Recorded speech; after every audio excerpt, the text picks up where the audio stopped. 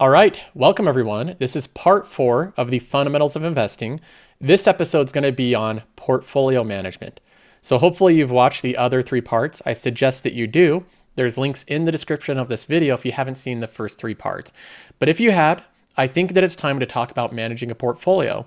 Now, this is a subject that doesn't get as much attention as it deserves.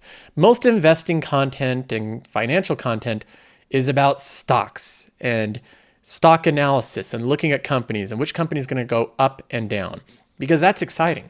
That's what CNBC likes to talk about. That's what Twitter and YouTube likes to talk about, because investors love thinking about investing in different companies and which ones are going to go up or down, which ones are going to do really well.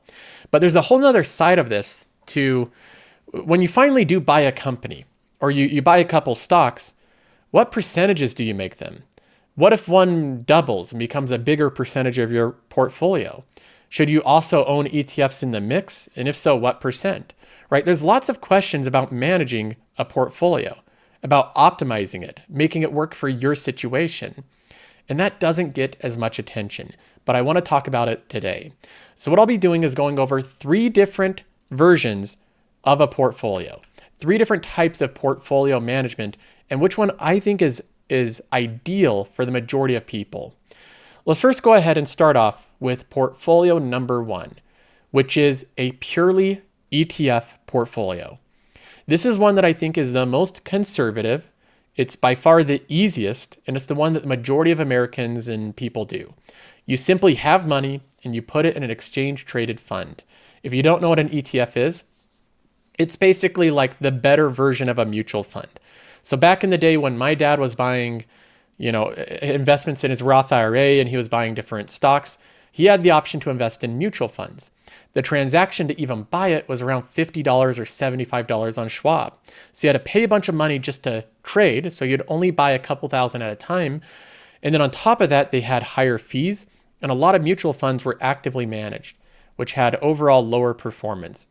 Now, over time, I think it was not Fidelity. What is the other one? Vanguard, right? Jack Bogle and Vanguard. He really popularized and I think maybe even invented the index funds and ETFs that really made it so that investors could get exposure to all these great companies at very low expense ratios. So now instead of paying a lot of money when you transact and the expense ratio on the fund, you pay very minimal fees. These are cheap and very, very efficient vehicles to invest in. So on every major brokerage, you should have a list of ETFs, exchange-traded funds, to be able to select from. And I want to go over a couple of my favorite ones. Let's go ahead and take a look at one that's just, it's great all around, the S&P 500. This is one that you can find if we look at S&P Global's ETF here. We can bring it up. There's a bunch of different options. So the 2 basic ones are SPY, that is the Spider ETF for the S&P 500. So that one looks like this. Year to date, it's up 14%. We don't have a lot of other information on Qualtrim because it doesn't have revenue or a balance sheet, but you can at least see the performance. This is the S&P 500 ETF. Now, one thing an ETF does is it tracks an index. So an ETF is like a vehicle to get exposure to an index. An ETF is not an index. An index is something different. So an index is comprised of basically like an algorithm. It's something that defines a different category you want to invest in. And then an ETF is an avenue for you to invest in that thing. Now, there's different ETFs for the same index. So we have SPY here. We also have Vanguard's ETF here. And we have many more. There's many more ETFs that are linked to the index, which is the S&P 500. So don't get confused with the names. There's a Vanguard 500 index fund. There's the Spider S&P 500 ETF trust. It's all just the S&P 500. That's what they're doing. So like you can see here, the performance is 14.68 year to date. If we go to VOO, it should be very similar, 14.8. So it's like almost the exact same. They might track it slightly different. They might have slightly different expense ratios, but not enough to be meaningful. If you invest in VOO or SPY, you're exposed to the S&P 500. I think making a portfolio just of ETFs is a great way for the majority of people to invest. It's easy. You can do it very cheaply. Most brokerages offer this, and this is what most retirement accounts are in.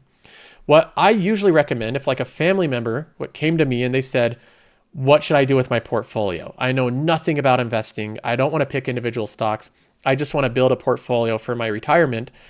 I usually recommend to them the S&P 500, the same thing that Buffett recommends, just investing in a slice of America that has the best companies in America.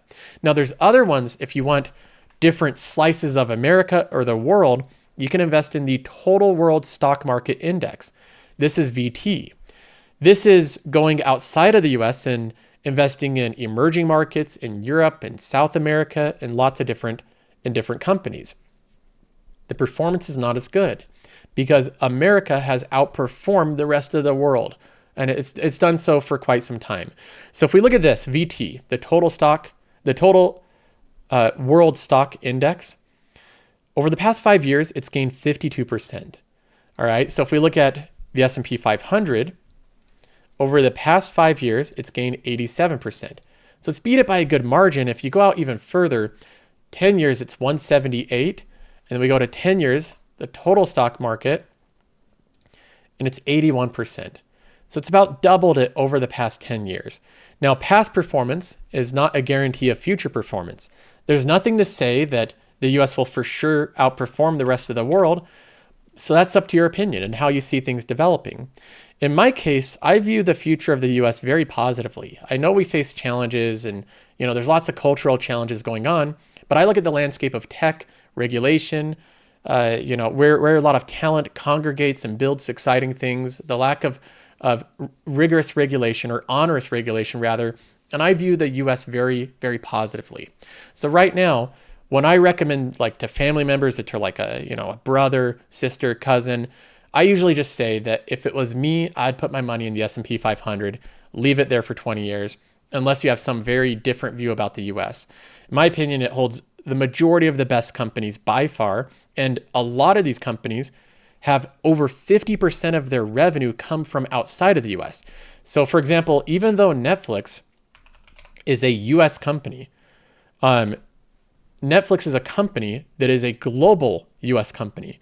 If we look at the revenue by region, we can see that only this portion right here in orange, the dark kind of rusty orange, this bottom portion, that's the US and Canada. So this whole portion, so all of this comes from everywhere else. It comes from Europe, Middle East, and Africa, Latin America, and Asia Pacific.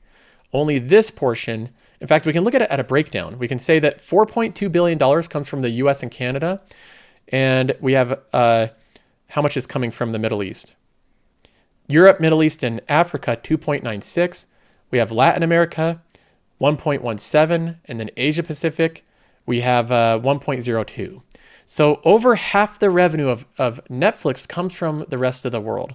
So even when you're investing in something like the S&P 500, if you just buy SPY, you're still getting exposure to other economies. You still have exposure to the economies in Europe and the Middle East. Don't believe that this is only like a US thing. The US has exposure everywhere. So this is a great ETF, I think, as a starting point. I think if you just want to end there as well, I think it's great. There's other ones that I think are fantastic. There's SCHG. This one is very similar to my investing style. So if there's one that I thought was the most similar to what I'm doing with my portfolio, I think this mirrors it the best. It's Schwab's US Large Cap Growth ETF.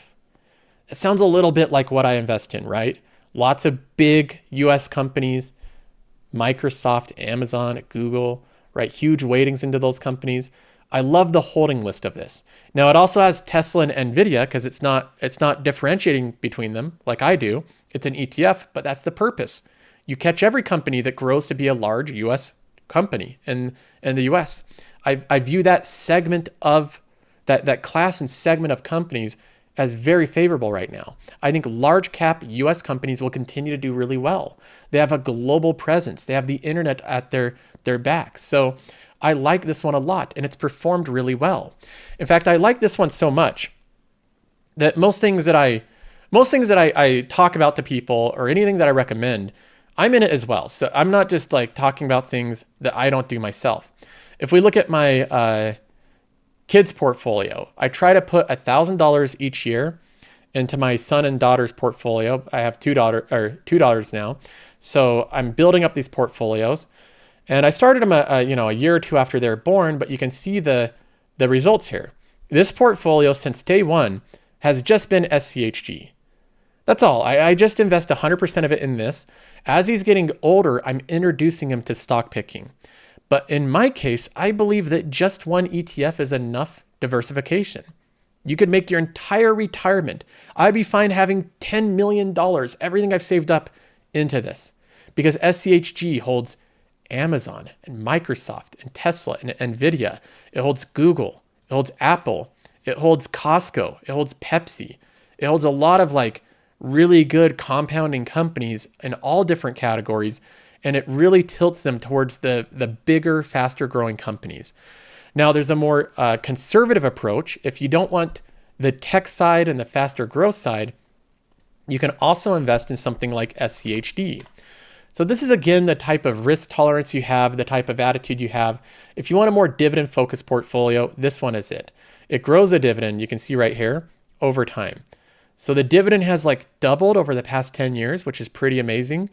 And it's kept up for the most part with the market. Recently, it hasn't done so well. So the past couple of years, this one has been a little bit behind the market, not by much, but it hasn't had a stellar performance. I still think it's a good quality dividend ETF. I think out of dividend ETFs, this one's probably the best. But in terms of being young, having a long future ahead of you, I tilt a little bit more towards the compounding machines, the ones that I really see growing. So the first type of portfolio that I think is the easiest one to do, the easiest one to manage, and requires no active decisions on your part is picking an ETF, one that you believe represents a good future. If you're very bullish on the US, which can be difficult to believe with some of the things that goes on with politics, but we have a lot of smart people here. If you're very bullish on Europe, many smart people there with so many great companies coming out of Europe as well, you can pick ETFs that just represent those type of categories and invest your money in those, and then they auto rebalance, they auto weight them, they auto adjust them. You don't have to do anything but add money and add money to them whenever you get a chance. And then over the course of 20 or 30 years, hopefully these economies do well, the companies do well, and you get returns from it. Portfolio number one is simply 100% ETFs. Now, the second one here, core satellite investing. This is something that you can read about on Investopedia, but basically it's a way of managing a portfolio where you're not picking between individual stocks or ETFs. You're just picking to do a hybrid strategy. It's the kind of the best of both worlds. And I actually believe that this is the one that's ideal for the majority of active investors. The way to visualize the core satellite form of portfolio management is like this. Let's pretend that we live on a planet that's not Earth, but it has like a lot of different, so this is a planet. Doesn't look like one. It actually looks more like a meatball or something, but let's pretend that this is a planet. Let's say that there's a lot of like moons orbiting this planet, or a lot of different smaller planets orbiting around the gravitational pull of this core planet. This core planet would be ETFs. So right in the center and core to your strategy is an ETF. And let's say that this makes up around 70% of your portfolio. So let's say out of every $10 you earn that you want to invest, you put $7 into the core position, but then you have another $3 that you get to dedicate and allocate to something that you want to make a more concentrated bet on.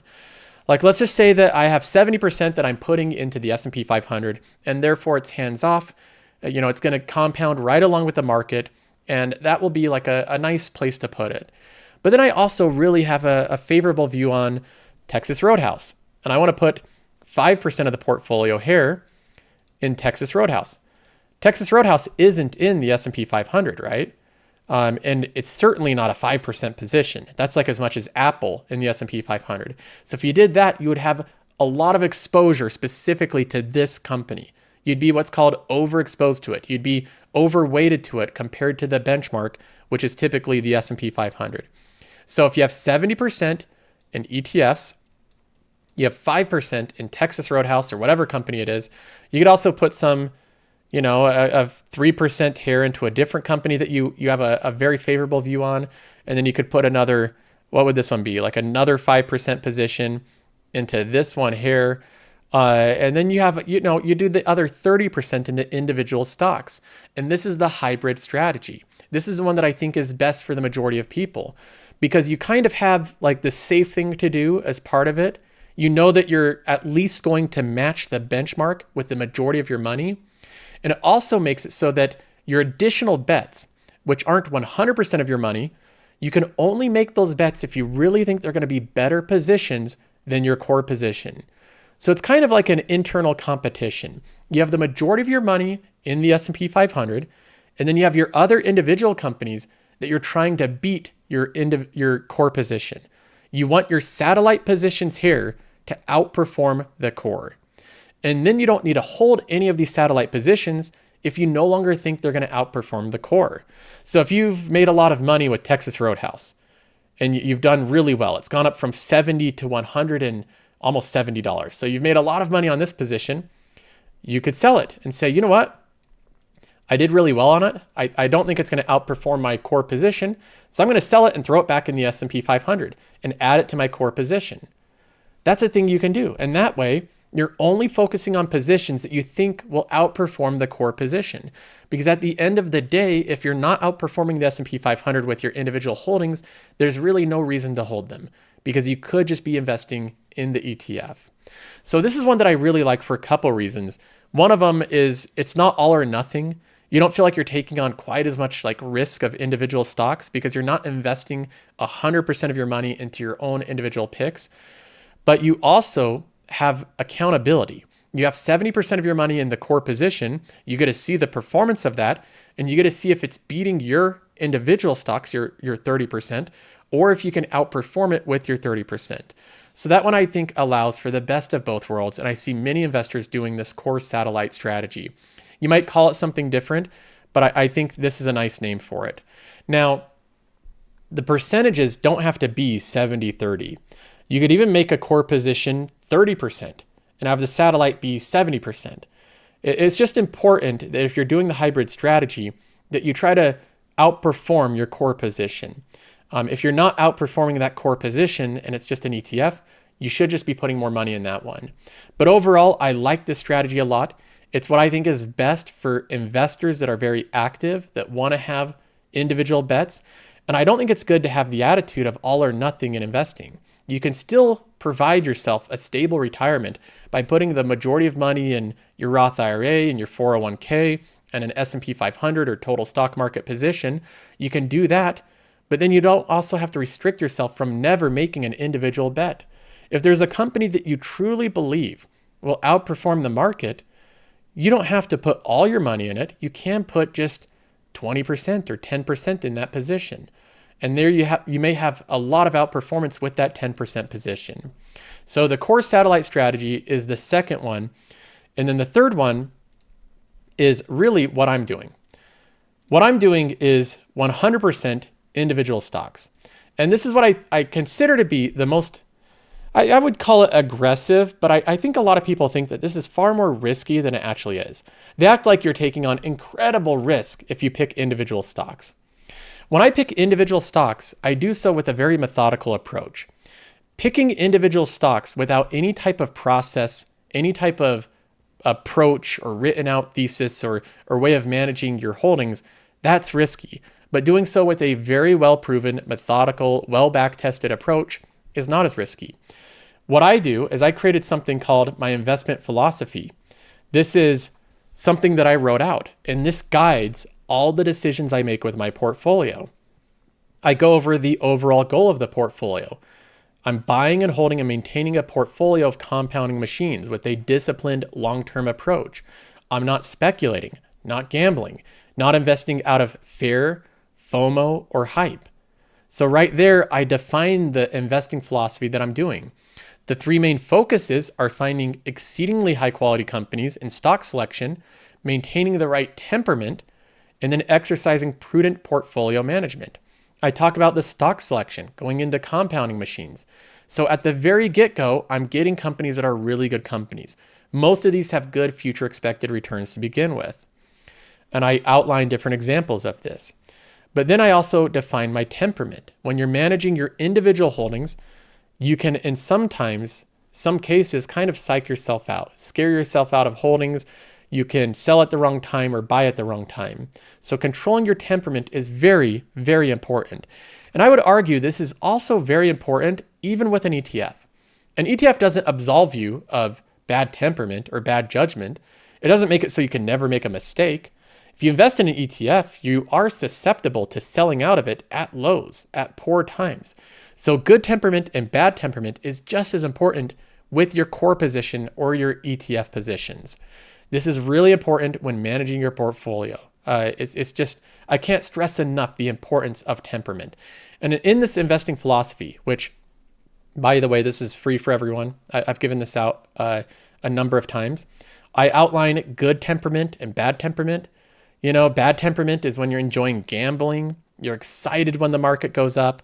You become anxious and bearish when prices go down. Those are all the opposite things that you're supposed to do. And then finally, I go over how I enter into positions. It's not a perfect science, but I judge my positions by the cash flow that I think they'll produce over time, specifically the free cash flow per share. Over time, buying individual stocks, you can reduce risk by having a well-diversified portfolio, by buying compounding machines that are typically really good companies, and then buying companies that have organic revenue growth, they have free cash flow per share growth, and their predictability or their moat is improving. Those typically drive up the intrinsic value of a stock, and when the intrinsic value goes up, the price eventually follows. So this is what I try to nail down for every company I'm invested in. Now, when we get to the specific portfolio management of managing a individual portfolio that doesn't have any ETF positions, what I like to do is I like to buy companies at around a 10% holding. That means that I have, and in some cases I go a little bit over that. So it might be like 12 or 13 holdings. So they're around 7 to 8% each. But I like to get them around 10%.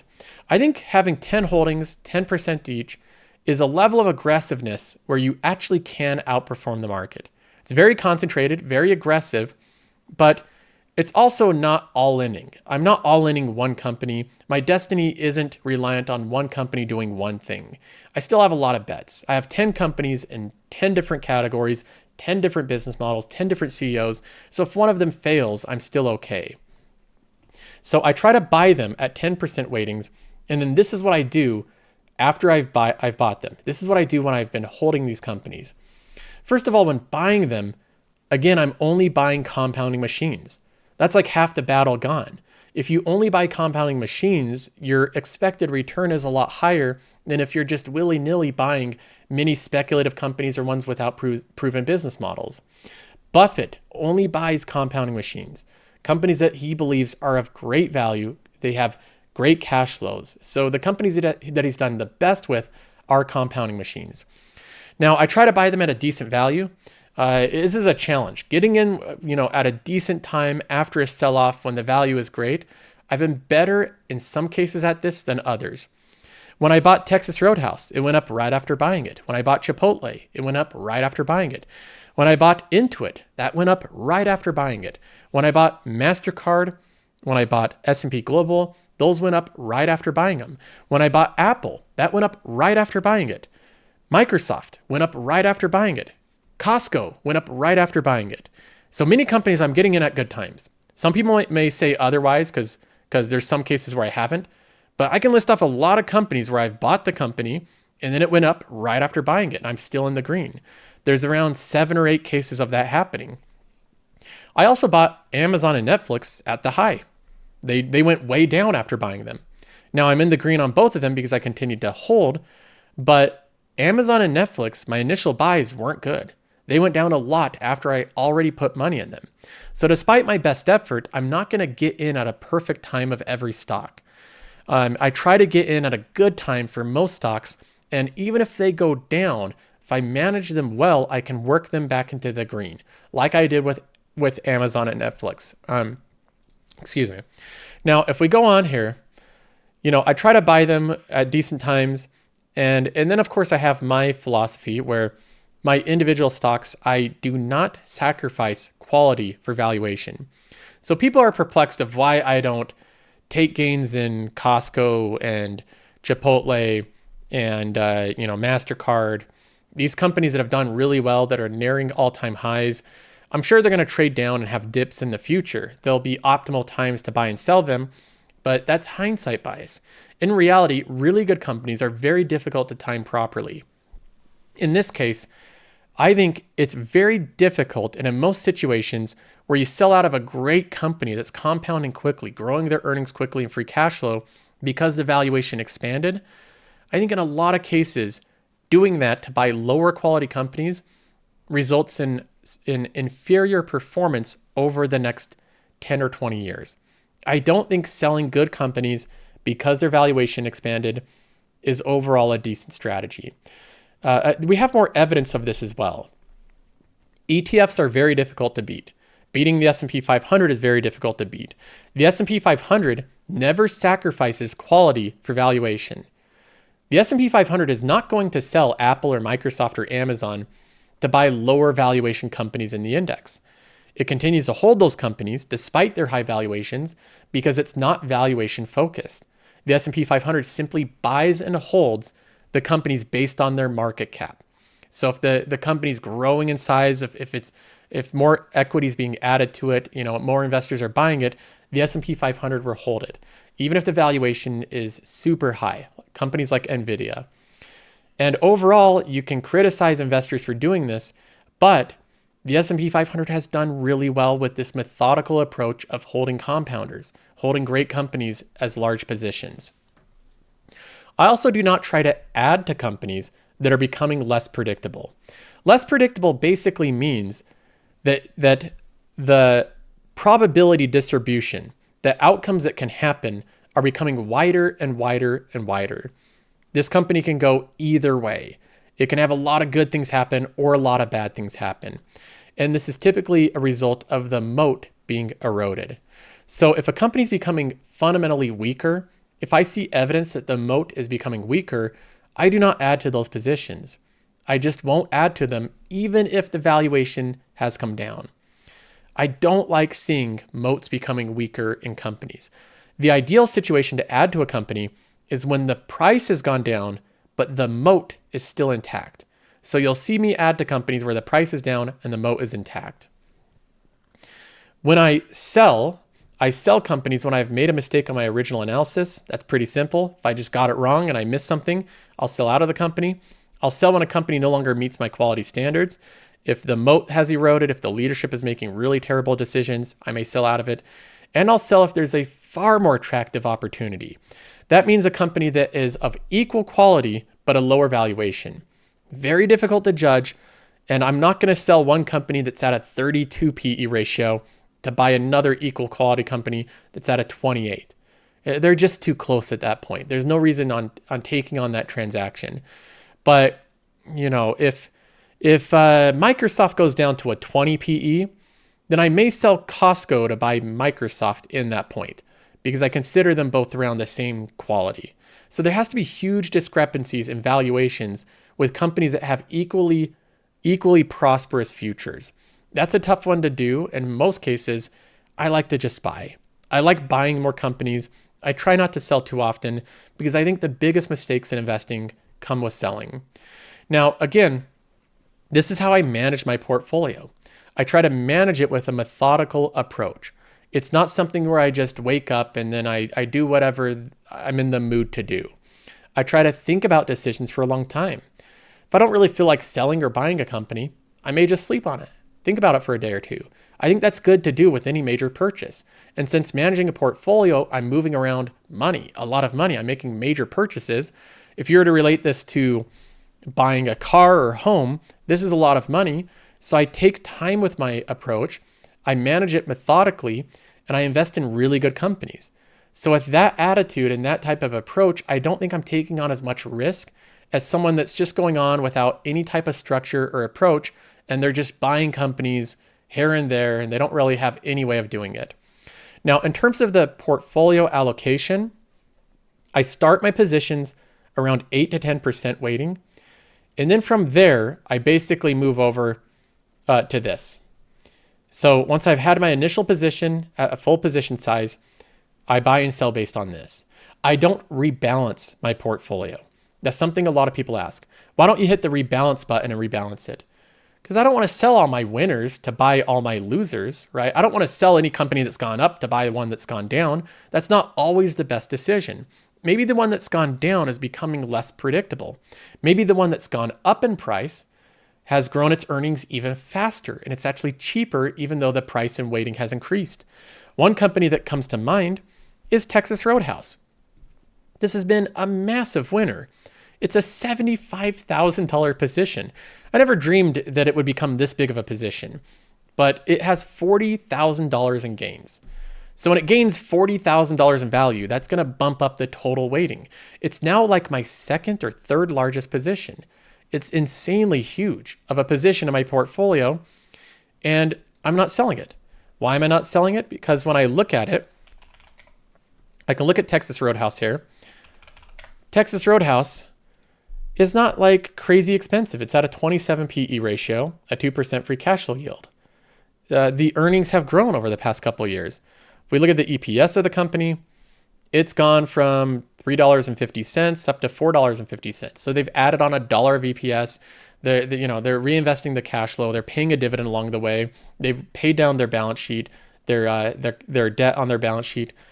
I'm not going to sell this company just because it's a bigger weighting in my portfolio. So I don't do the whole rebalancing thing. I just hold my positions and I buy and sell them based on this type of philosophy. Now, I'm not suggesting that these specific rules and philosophy is perfect for you and what you want to accomplish.